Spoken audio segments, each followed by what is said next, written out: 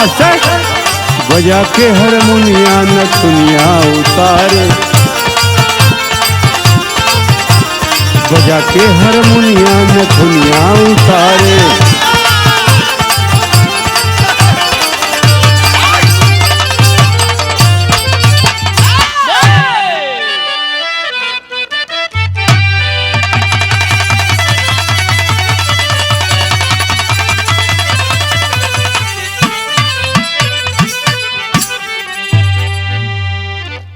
हाँ भैया, एक बिरहा आप लोग के हास रस का हंसी वाला सुनाओ थी,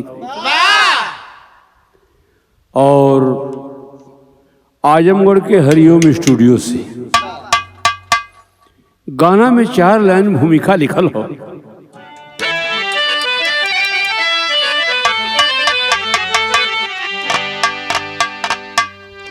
इस धरा पर न कोई अमर हो सका, एक दिन सबको दुनिया से जाना पड़ी। छोड़ ममता मोहब्बत के अनुराग को, प्यारी दुनिया को एक दिन रुलाना पड़ी।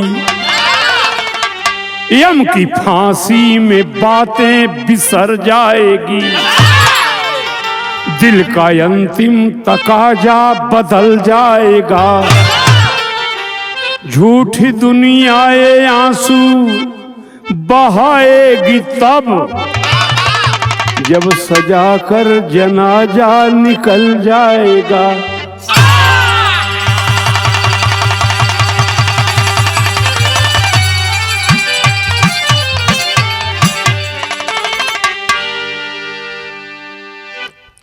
बतौली की गाना हंसी वाला बा, और गाना के लिखे वाले छोटे लाल यादव मास्टर साहब, कवि जी धानापुर बड़ौरा। कौन तरह जो हरिचंद भैया?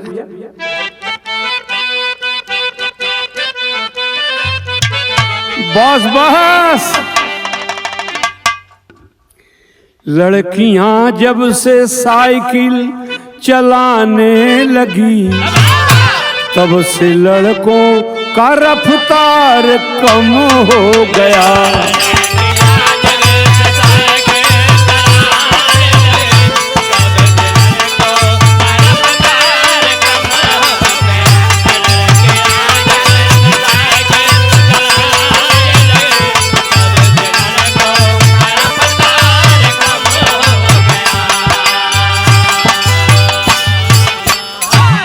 लड़कियां जब से साइकिल चलाने लगी, तब से लड़कों का रफ्तार कम हो गया। बूढ़ियां जब से काजल लगाने लगी, बूढ़ियां जब से काजल लगाने लगी, तब से बूढ़वन का माथा गरम हो गया।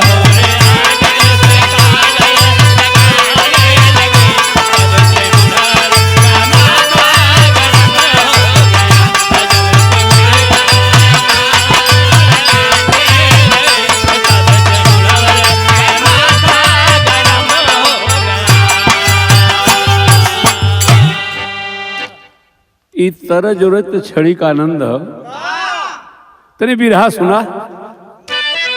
लिखल बा का लिखल बा? जिंदगी के लिए जो हती प्रेमिका, जिंदगी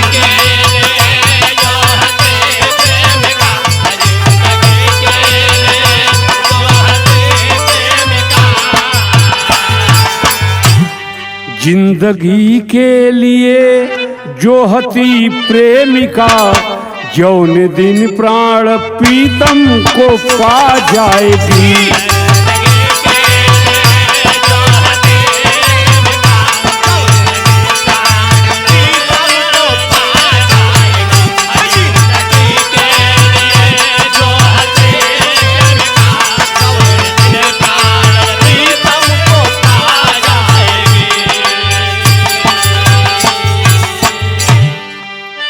जिंदगी के लिए जो हती प्रेमिका, जौन दिन प्राण प्रीतम को पा जाएगी।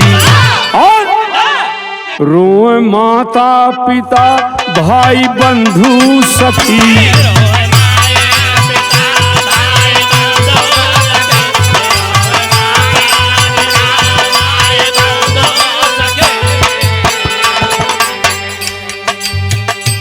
रोए माता पिता भाई बंधु सभी, निर्दयी है ये सबको रुला जाएगी।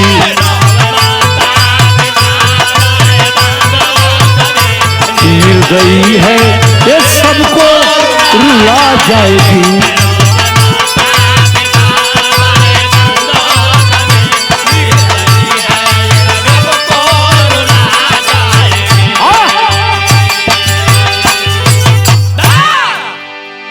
कैसे हो हारमोनियम मास्टर?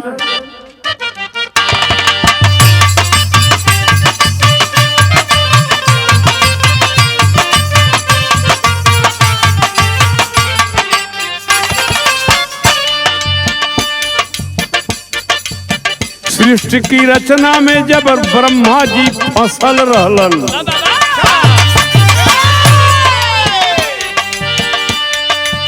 सृष्टि की रचना में जब ब्रह्मा जी फसल रहलन, बनाए जीव रोज आपस में भिड़ल रहलन।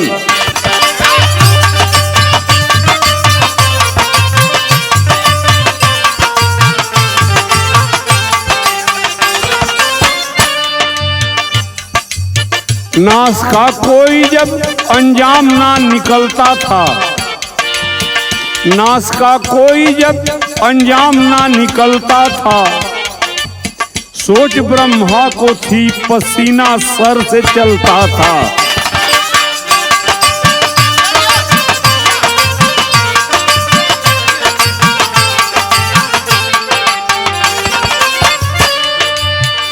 पसीना एक बूंद सर से जब गिरा भाई, पसीना एक बूंद सर से जब गिरा भाई, एक लड़की बनी जो मृत्यु देवी कहलाई।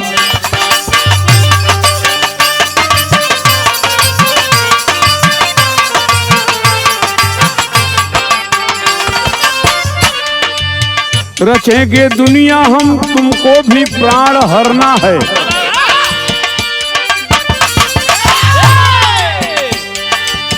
रचेंगे दुनिया हम तुमको भी प्राण हरना है, बढ़े ना भार धरती का विनाश करना है।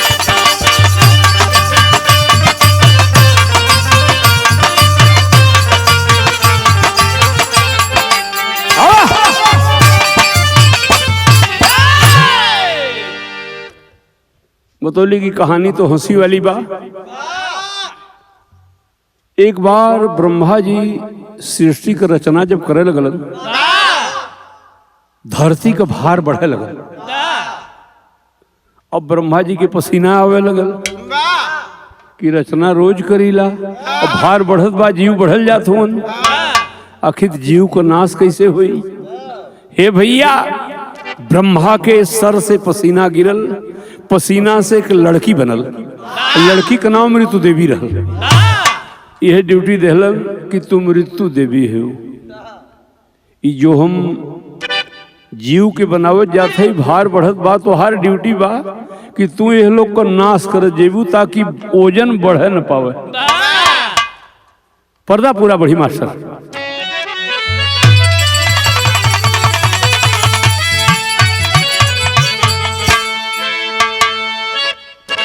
कहवा कि ये में हंसे वाली बात कहाँ से आई?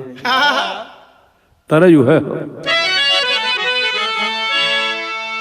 हंसी हंसी पनावा खियौले बेईमनवा,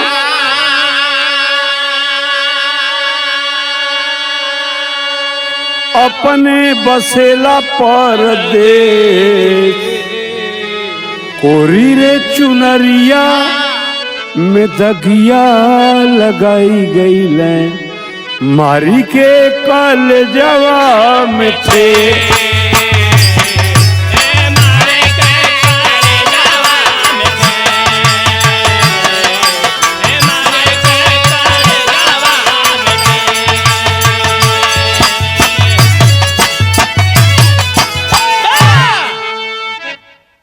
बिरहा सुनने वाले बाबू तो नहीं है कहानी सुना। बनवा से राम जब अइले अयोध्या, पूछे रोकड़ बही के हिसाब। 14 करोड़ के घोटाला हो गई, बड़ा धन भइल खराब।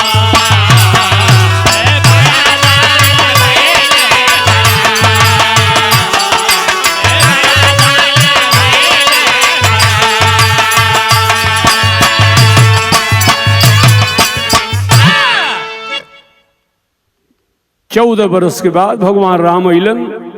बहुत कुछ बताना ना, सब लोग जानत हुआ। आके अयोध्या में राजगद्दी पे बैठल, अपने मंत्री के बुलौलन। कहल भैया 14 बरस सब नहीं रही, यहाँ का हिसाब किताब का हो। तो लोग को इहो पता न हो कि उनकर मंत्री के रहल। सुना, मंत्री रहना दिलीप लाला। लाला जी चतुर चला। हाँ, चतुर चलाक लाला जी कहलन कि साहेब 14 साल ना रहला, 14 करोड़ को घोटाला भयल। घोटाला ना भयल, 14 करोड़ खत्म हो गया 14 साल में, खर्च हो गया। भगवान कहलन कि भाई इतना बड़ा अयोध्या बा, 14 करोड़ ना 28 करोड़ भी खर्चा हो सकला। लेकिन कोहो दिलीप लाला तू मंत्री हुआ भैया, एक कोनो लेखा जोखा हो? नहीं, कहना लेखा जोखा ला। साफ बात 14 करोड़ खर्चा होगा। तो बिरहा में धुन बदल गई। ऐसने आई महंगाई, अरे बाप रे बाप।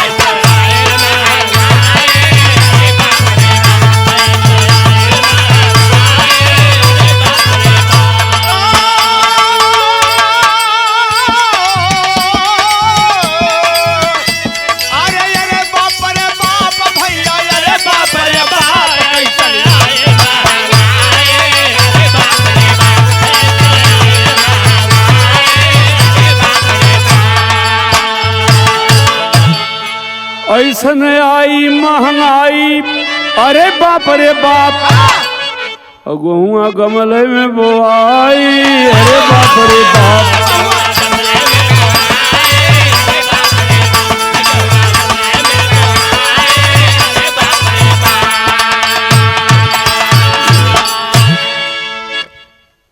भगवान राम नाराज ये बात तो भइलन कि लिखित खर्चा बतौतन ठीक बा, नहीं थोक में ना, साफ बताओ तुम कि लेखा जोखा नहीं। हम जानते कि 14 करोड़ खत्म हो गए। अब प्रभु जी गुस्सा में हुआ, ई खजांची नहीं चाही, हुआ धोखेबाज।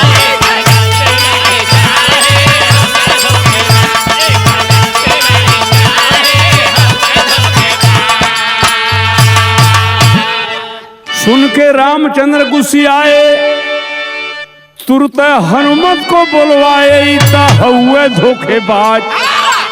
सुन के रामचंद्र गुस्सियाए और तुरंत हनुमत को बुलवाए, हुए धोखेबाज। ई खजांची नहीं चाही, हुए धोखेबाज।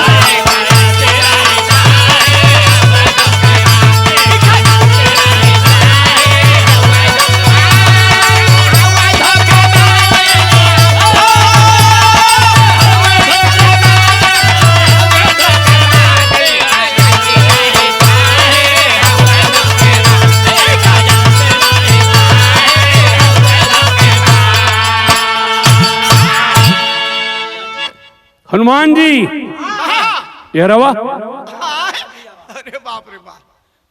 कहो मतलब 14 करोड़ को घोटाला ओकर हिसाब कुछ ना एक काम करा ई जो हाँ दिलीप लाला जो नहीं हमारे मंत्री हुआ तो है बहुत जल्दी ये काम करा सुना हनुमान इनके देशवे निकाला सुना हनुमान इनके देशवे निकाला और चली कैसे राज मंत्री रही हैं दिलीप लाला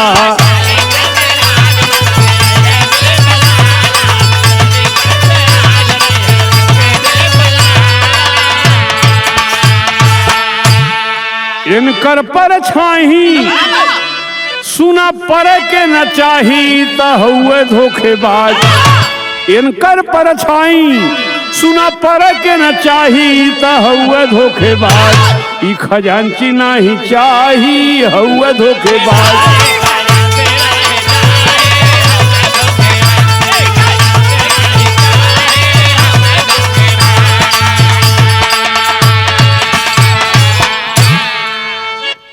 जल्दी से देश निकाला करो दिलीप लाला मंत्री जी को ले जाके बंगाल की खाड़ी में फेंक दो कभी वापस नहीं आवे बिरहा में कभी टेरी लिखत हूं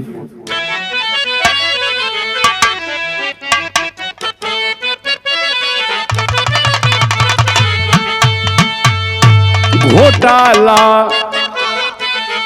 ओहो घोटाला करी है रातों दिनवा घोटाला करी है रातों दिनवा जौने राज का मंत्री रही है दिलीप लाला घोटाला करी है रातों दिनवा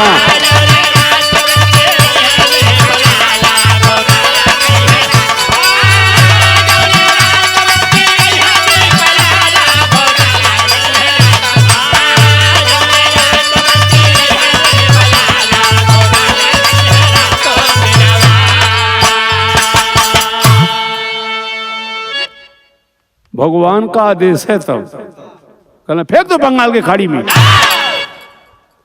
लाला खबर पहुंचे तो घरे निकल गई मंत्री जी गायब हुए सुने राम की कड़ी सजा तब लाला भाग गए निज धाम बुझत हुआ ना सुने राम की कड़ी सजा तब लाला भाग गए निज धाम संहार करके बजरंगी लाला को पकड़े सहित मकान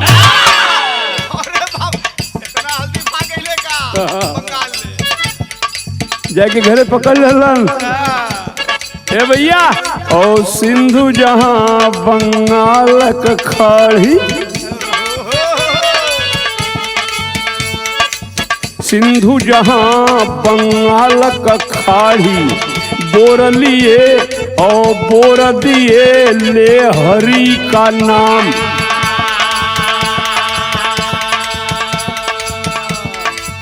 तो बोर दहलन बंगाल की खाड़ी में और का भैल और सजग निकल गए लाला तैरत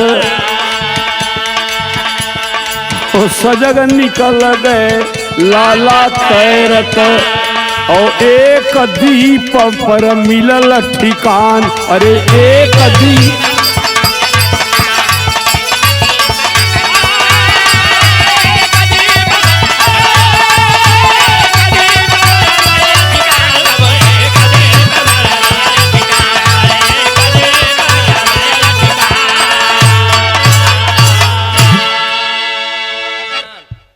हनुमान जी खुश रहलन कि भगवान खाली मंत्री जी के कहना इनकर पूरा घर हो लिया कि बंगाल के खाड़ी में फेंक दिली कौनो भी आद औलाद रही तो फिर हमरे भगवान की परेशान करी और लाला तैर के एक ठे द्वीप पर बालू के रेता पर पहुंच गई और हनुमान जी तो अयोध्या आ गई अब का भैल सुना तरज हो मास्टर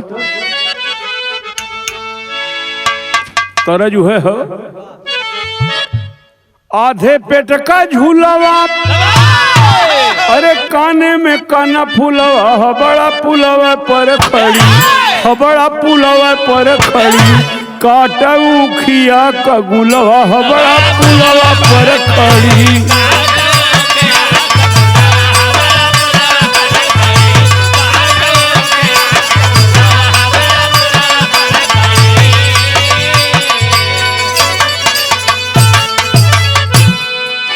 कबो कबो हीरा भैया दुनिया में ना हुआ एक गाँव में हे हो बेली तोरे खोइछवे में भेली तनी मंगनिए दे तू ना तनी मंगनिए दे तू ना हमके जिन जाना पुरनिया तनी मंगनिए दे तू ना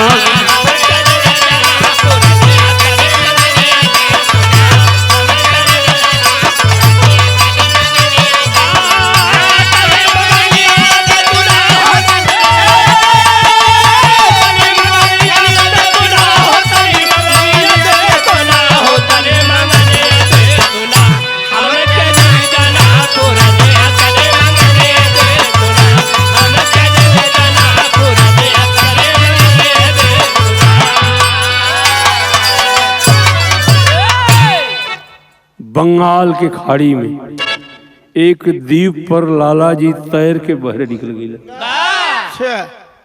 देखा चनाकन की कितनी बुद्धि होली। लाला गए जूट कुछ पाई।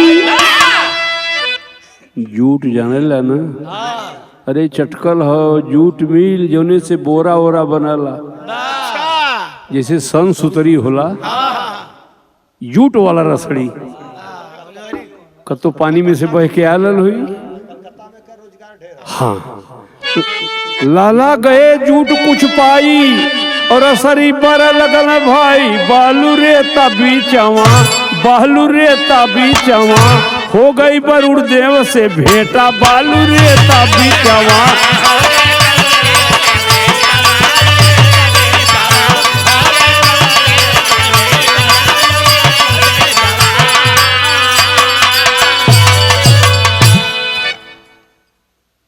वरुण देवता जल देवता जी की कहल जाला।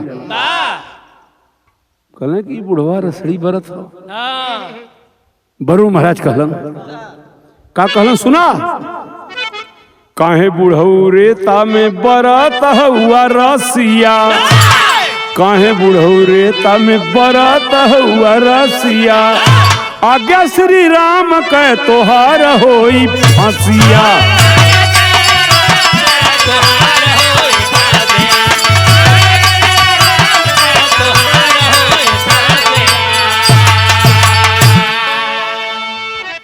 बुढ़ऊ दादा ई रेता में जोन जूट वाली रसली बरत हुआ, भगवान राम का आदेश हो तो के फांसी हुई। कल बाबू हमार गलती का देखा भी वरुण देवता से भी लाला जी बुद्धि लगा दिलन। कहना गलती कोहो भगवान हमार जब लंका का चढ़ाई कैलन तू जल देवता रहला, मामूली परेशान कैला पुल ना बांध देत रहला, भगवान तब के नाराज हुए। भगवान पर खुश हो के हटा दिली, गरह दूर भइल, मर जाएगा। सुना कहे वरुण माफी, कहे वरुण माफी दे दा, कहे वरुण माफी दे दा, अरे लागब तोहरो बेटा बालू रेता बीचवा बालू रेता बीचवा, तबले लाया और चपेटा बालू रेता बीचवा।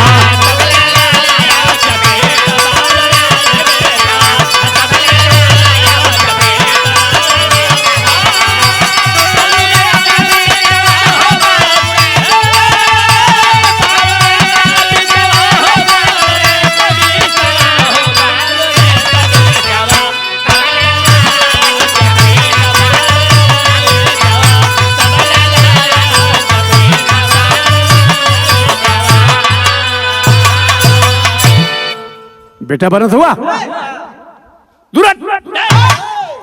वरुण चाहता तो उन्हें जीता खा जाता, लेकिन लगा दिया दिमाग ना, बस दिमाग लगा दिया कि पुल तू ना बांध देता रहा, इतना बड़ा तू वरुण महाराज भेल हुआ। तो तरज हो हरिचंद्रिया सुना, नई झूलनी के नीचे बलम दोपहरिया बिताइला हो,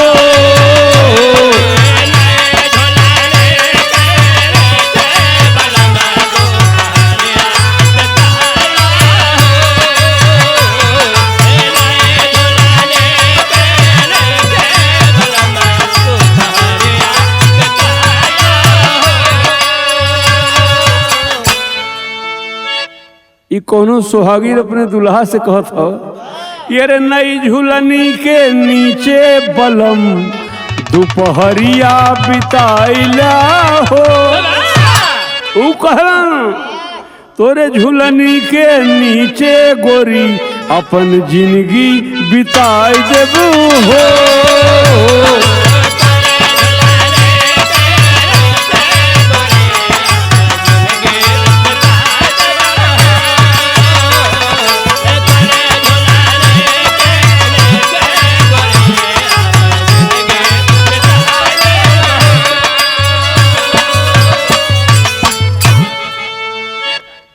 दिलीप लाला कहना कि बेटा होटा मत बना, फांसी निश्चित। भगवान राम नहीं मानेंगे। बेटा बनत हुआ तब कब है कहना उपाय ही हो कि हम दोनों टाइम बढ़िया सा खाना पहुंचाओ खाना। अच्छा वहाँ रेतवा पर मिली कहीं तो सही मर जाता 3 दिन में। देखा चनाखी लगा दे कहना इतने तो काम करे कि छोड़ दे तो हमके पठावा नित भोजनवा बरुण, हमके पठावा नित भोजनवा बरुण अपन जनवा बचाएला हो।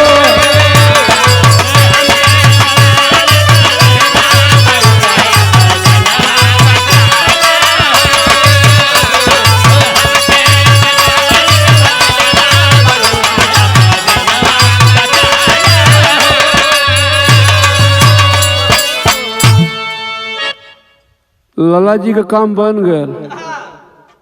वही बालू रेता पर वरुण महाराज रोज दोनों टाइम खाना पीना पहुंचा के सेवा करे लगल। और भैल कितना दिन मौज से दिनवा दिलीप काटे भाई।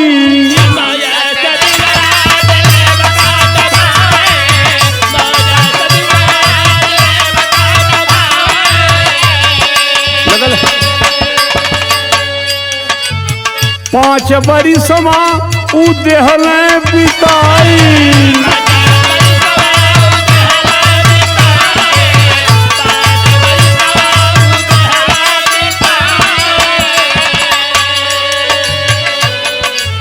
अइले अवध एक बभनवा बरुण अपन जनवा बचाएला हो।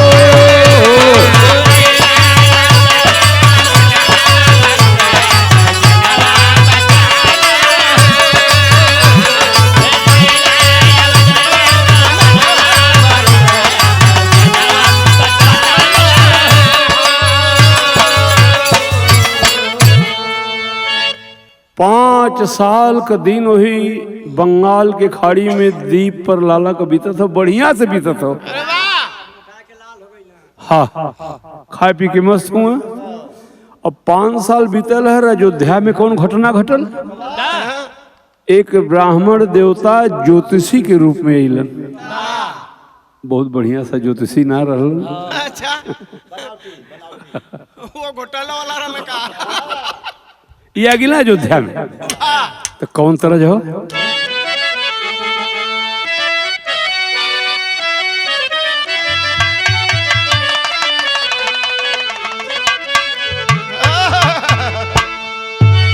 आग लागो सैया तोरे नशा के पियाई में बहुत दर्द होले नरमी।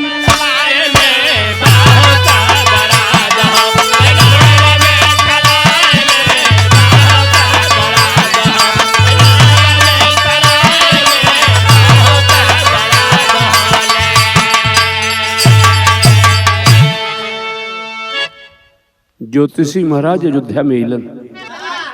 वहां का कहानी सुना। देहली खबर दासी अरे सिया जी के जाई हो। हथवा देखाओ सिया ज्योतिषी के जाई हो।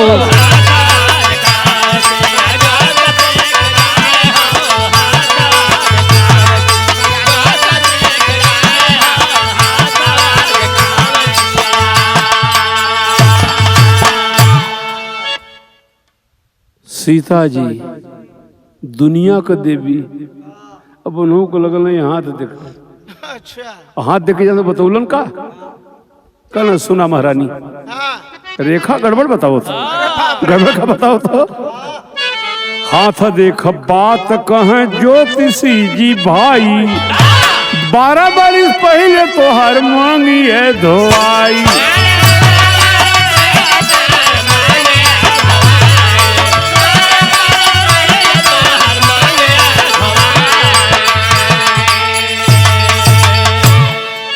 गड़बड़ है। अरे बाप रे बाप। भाग रेखा बता रही है कि भगवान राम तुहार पति तोहरे उम्र से 12 बरिस पहले उम्र जी से 12 साल पहले तो विधवा हो जीबी। अरे बाप रे बाप। ई ज्योतिषी लाला से ढेर तेज रहा कि हड़कावा तो ऐसा हड़कावा कि ऐठन टूट जाए, कुछ माल लेके काम करल जाए कि लफड़ा फनल जाओ। कहलन हाथ देख बात कहें ज्योतिषी जी भाई, 12 बरिस पहले तो हर मांगिया धोआई।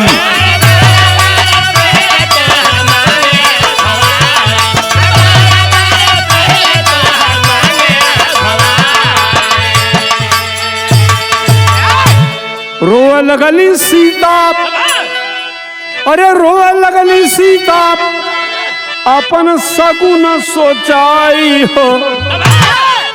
रोए लगली सीता अपन सगुन सोचाई हो, आके श्री राम जी कह न समझाई हो।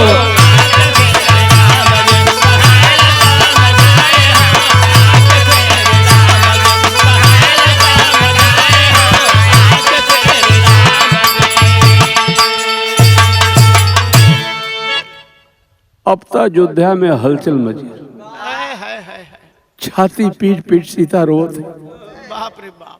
भगवान प्रभु दुखी होन की रोत हो कल। हाँ ऐसने तो ज्योतिषी बताए ज्योतिषी हटल है वहां से। हाँ निकल पकड़ जावे। अच्छा तो ये बतावा भगवान के उम्र का जो ये है पंडित जी बताओ तुम, हाँ ये दुनिया के गढ़ है, दुनिया के मारे मुँह में अभी डहर बता के डोल देलन, लेकिन फिल्म का तरज हो। हाँ प्रभु राम कितना दुखी हुआ, कहलन सीता जी से तेरी प्यारी प्यारी सूरत पे किसी की नजर ना लगे, चौस्म बदू।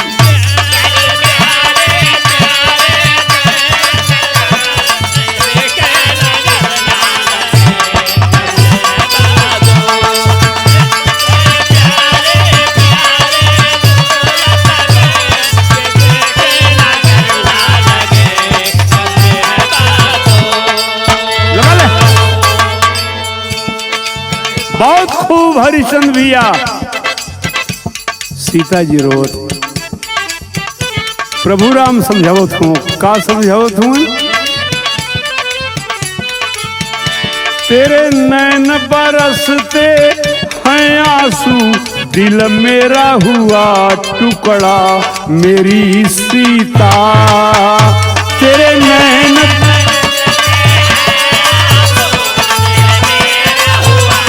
टुकड़ा मेरी सीता।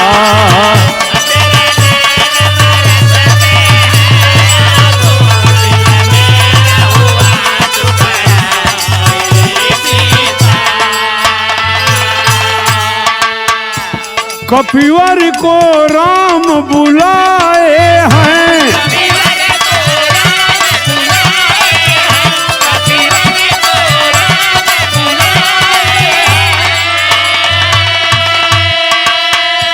तपस्या विरह दरसाए हैं।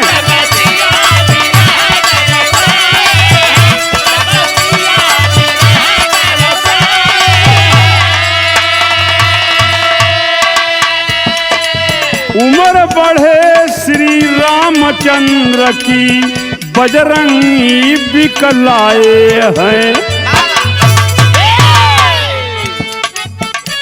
हनुमान चले लाला को लिए जो सागर में है पड़ा।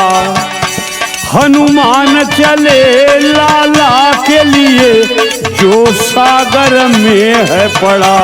मेरी सीता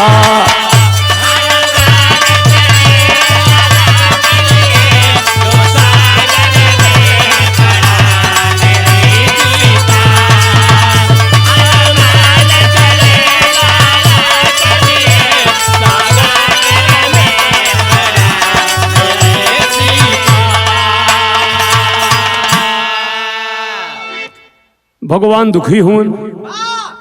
भगवान के तो कुल पता कि वो ज्योतिषी जो है बहका के गया, लेकिन सीता जी औरत का बात जनते हुआ पीट के छाती रोवत।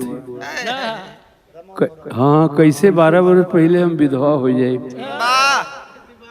हाँ, हनुमान जी के बोलन कल प्रभु बजरंगबली मैया दुखी है सीता माता। ज्योतिषी बता गया है कि 12 वर्ष पहले हमारी मौत हो जाएगी। हनुमान जी कहलन कि उपाय तो ओकर हो। वो मंत्री जी के भले हटवा देला फेंकवा देला, लेकिन वो बहुत तेज रहला। 14 करोड़ घोटाला वाले में नाराज हो गईला। वो अगर रहतन तो दशा नहीं आवत। अरे वो रहतन तो ज्योतिषी का करके सब पवारे बतिया जाता। मंत्री का हटना खतरनाक साबित होता। प्रभु राम कलन के हनुमान देरी मत करो, जाके जहां फेंके हो जल्दी ले आओ। बिरहा में तरज बदल सुना। चलता मुसाफिर के मोह लियो रे पिजरे वाली मुनिया।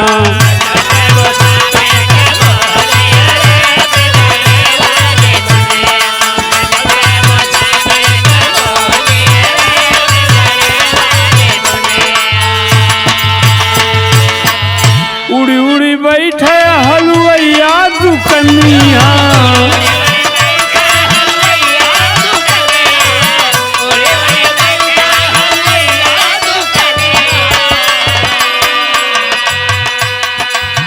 बर्फी का कूल रस ले लियो रे पिजरे वाली मुनिया।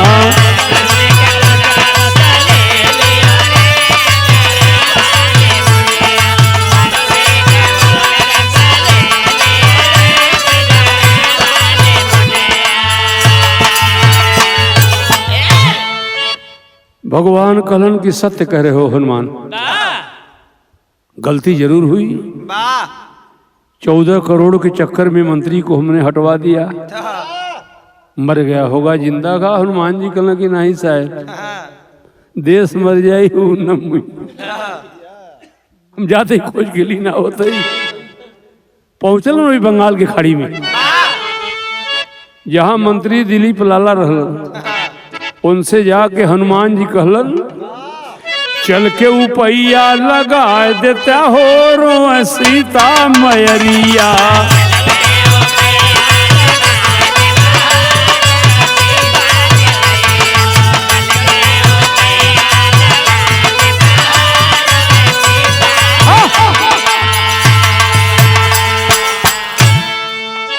हे मंत्री जी, हे महान भाव दिलीप लाला जी।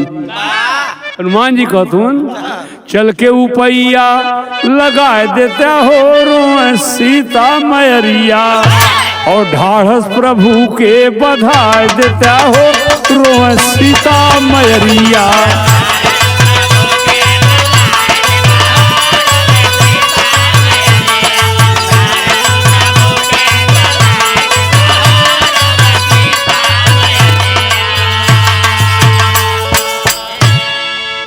कहना हमार भगवान खुश हुआ हमरे पर। कहना खुश ना हुआ तोहरे बिना अब दुखी हुआ। 14 करोड़ को घोटाला बुलाए गई। तब का भैल लाला को बजरंगी कन्हिया चढ़ाए।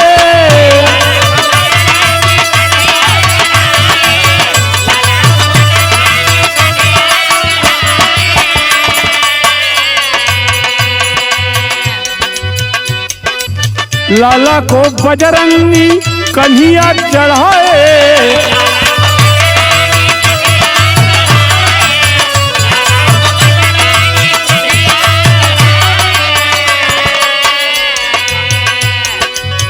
आए अयोध्या में दुखवा सुनाए।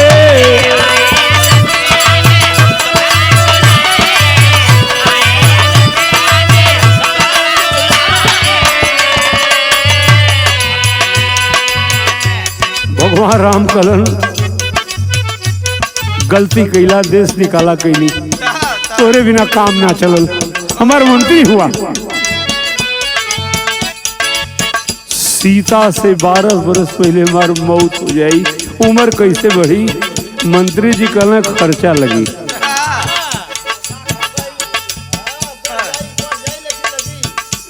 उम्र तो बढ़ जाई लेकिन खर्चा लगी। कहना खर्चे की बात मत करो, पूरा अयोध्या ले लो यार। कहना नहीं, ज्यादा ना 2 लाख रुपया का अगर व्यवस्था कर देगा, उम्र तो बढ़वा दे। कहना भैया ले लो, लेकिन सीता मर जाएंगी। कहना तब सुना प्रभु, वही रेता में फिर से पठा देता हो, बढ़ जाई है उमरिया।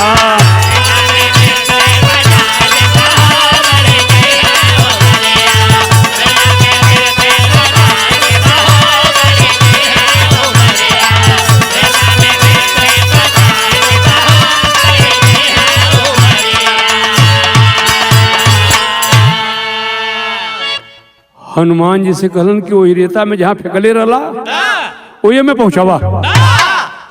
कोहरे जोने राजा का हम मंत्री रहली, हमारे प्रभु राम को उम्र न बढ़ी, ये हमारे दहीने बाएं काम हो। दिलीप लाला कहलन, लिखे पढ़ल, अरे ले गए हनुमान लाला जी को बालू रेतिया। अरे राम, और ले गए हनुमान लाला जी को बालू रेतिया, जाके अपन रसरी बरल धुआंधार।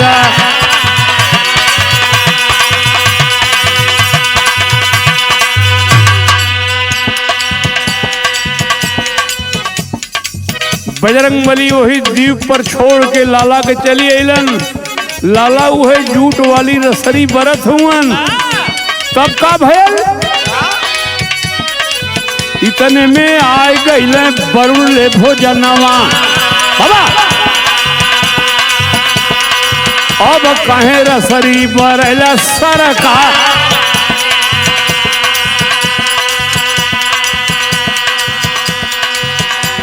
दिलीप लाल कलन, सुनो वरुण जल देवता हो, भगवान को बहुत परेशान किए हो पुल बांधने में। भोजन से काम नहीं चलेगा, भगवान का आदेश बा का।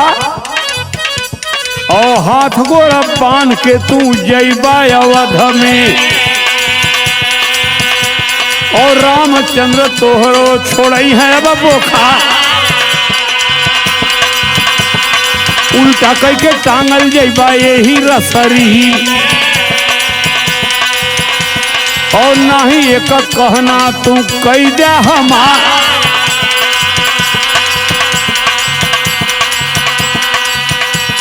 और जाके ब्रह्मा जी से वरुण इतना लिखवाए दा,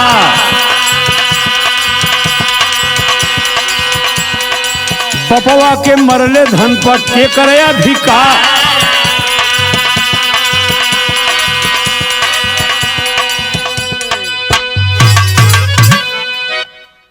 भोजन से काम नहीं चलेगा वरुणदेव, एक काम कर देवा तो हर फांसी हम छोड़ा दे।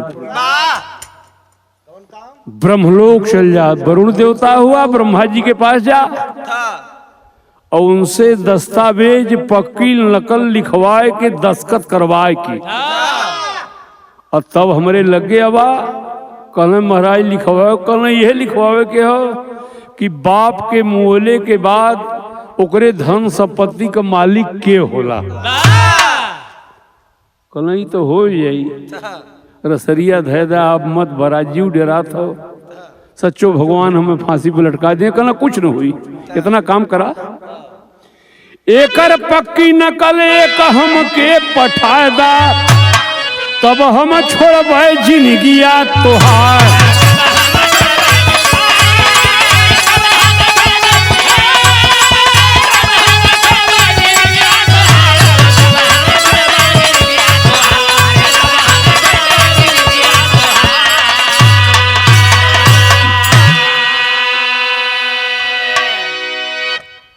ई बंगाल के खाड़ी में बालू के रेता पर वह रसरी बरत हुआ।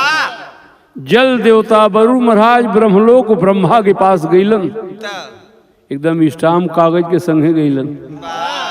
कल ब्रह्मा जी एक बात बतावें, पिता के मरने के बाद धन का अधिकारी कौन होता है? ब्रह्मा जी कहलन कि भैया ये है जे उनका लड़का बच्चा बा, कौन होगा? कहना यही स्टाम्प पर दस्तखत कर देता। कहना भाई कड़ुआ सत्य हो, दस्तखत का बात। लेकिन लाला जी से कहले रहलन, लाला जी की बिना लिखोले मत आया, कहले पर मत आया। बाप के मर जाने के बाद धन दौलत का मालिक बेटा ही होता है। कहना तनी स्टाम्प पेपर ले आल ही दस्तखत कैदा, कहना दस्तखत कर देते, लेकिन तू अरसेट करत हुआ। का कहलन सुना। ब्रह्मा कहे कि लाला झूठे कैला अरसेटवा, होला बपवा के धनवा का मालिक बेटवा।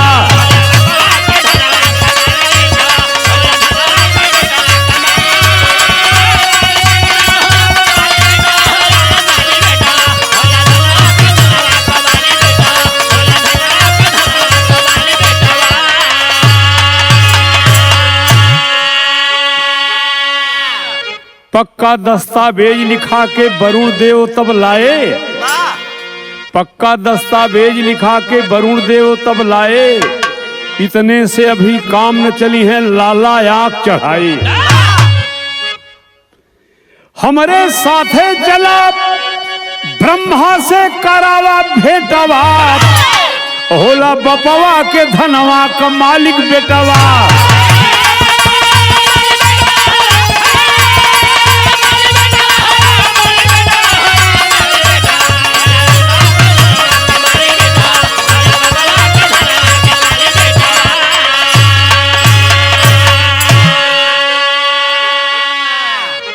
दिलीप लाला जो भगवान राम का मंत्री जी रहलन, वरुण देवता ब्रह्मा से सही सही लिखवा के लेके अलन, स्टाम्प पेपर ले अलन, स्टाम्प पेपर पर ब्रह्मा दस्तखत कैलन, सब कुछ लेके अलन। अब वरुण से फेर कहलन, इनके ही विश्वास रहल कि हो सकला अपने मनोई ब्रह्मा का दस्तखत मंत्री जी देखले रहलन नहीं। कल एक काम करा, तोरे बात के जरूर मान ले, तो हर जान भी भगवान छोड़ दी है, तैसा संग में लिया है कि हम ब्रह्मा के लगे ले चला, हमें भी वहां ले चला, एक दस्तखत हम करवाई। अब देखा, अब वरुण महाराज दिलीप लाला के भी ब्रह्मलोक ले गए, ले जाके कहलें कि सरकार बात आपका यथावत सत्य हो, तनी एक से दस्तखतिया और कह देता। डबल दस्तखत जब ब्रह्मा का भइल, कहना लाला जी की कहो ब्रह्मा जी, पिता के धन दौलत सब चीज का मालिक ओकर बेटवा होला। तो राजा दशरथ अकाल मौत में मुगलन पुत्र शोक में, तो जब वो मर गईलन उनकर उमरिया तो 1000 बरिस बकिए रहल, 1000 बरिस पहले मर गईलन। हाँ, 1000 बरिस पहले दशरथ राजा मर गईलन, तो उनकर उमरिया तो 1000 बचल हो। चारों लड़कों में अब तो दस्तखत कैले हुआ बांटे परी का भयल। 1000 बरिस बाकी गए दशरथ जी सुरधाम, शेष उमर चारों भैयन के देखाई स्टाम्प, आना कानी करबा तोरब धई के तोहरो घेटवा, होला बपवा के धनवा का मालिक बेटवा।